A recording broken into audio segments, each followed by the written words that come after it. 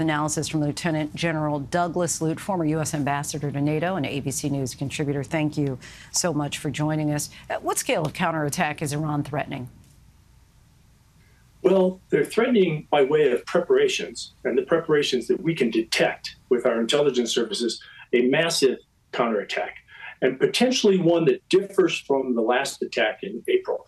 This time, perhaps, having a bigger role played by Iran's proxy forces, so Hezbollah in Lebanon, but also other proxies across Syria, Iraq, and the Houthis in Yemen. So this could be a significant scale attack.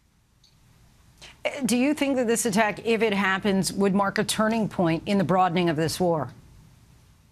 I think it depends on the effects.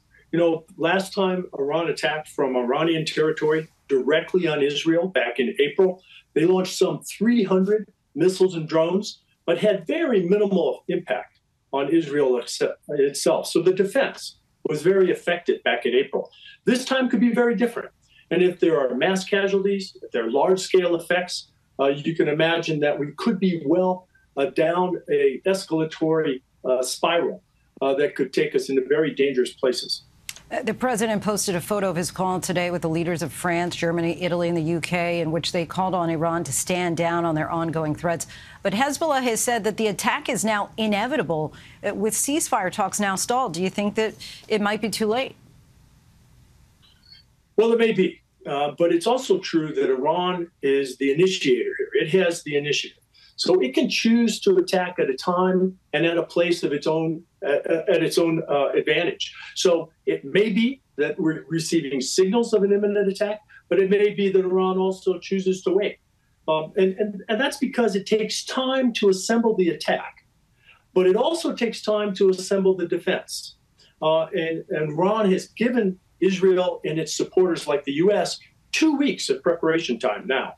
So Iran may, at the end of the day, step back and look for another opportunity.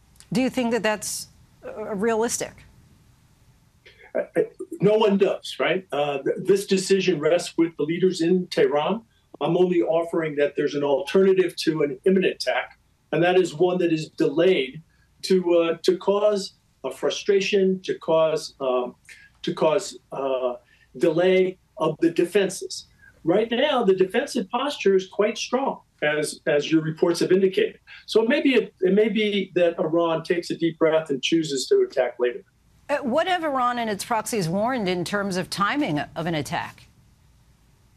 Not much. It's only that there will be an attack in response to the Israeli actions against Hamas and Iranian leaders in the region. And then, of course, our intelligence services have picked up the physical evidence of an imminent attack. So this is preparation of launch sites for drones and missiles, probably communications between Tehran and its proxy forces across the region. So there are certainly intelligence indicators, or we would not have had the very clear statement coming out of the White House today about the imminence of an attack. Lieutenant General Douglas Lute, we thank you so much for your time and insight.